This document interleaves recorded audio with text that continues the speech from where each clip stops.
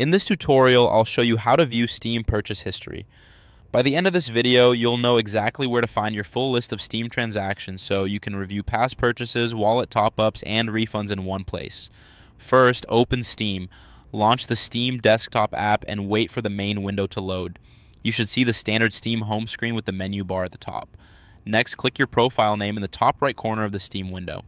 Look to the upper right area where your account name and avatar appear. Click once to open the account menu. From here, select Account Details.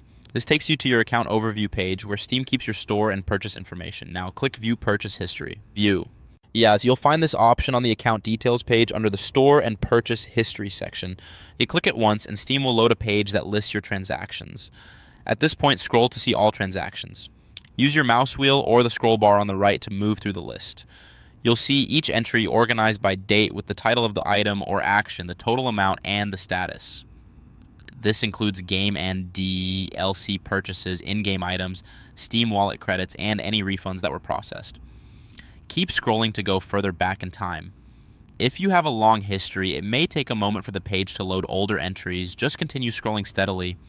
As you review the list, focus on the dates and totals to quickly locate the time period you're interested in. And if you're checking the specific month or a particular purchase, scanning the titles and amounts will help you spot it faster. The page is read only, so you won't change anything by viewing it. You're simply looking at your Steam purchase history. If the page shows only a few recent entries at first, continue scrolling to load more. Steam displays your transactions in reverse chronological order with the newest at the top. Older purchases will be farther down the list. If you use Steam wallet funds, you'll see wallet credits and debits alongside regular purchases.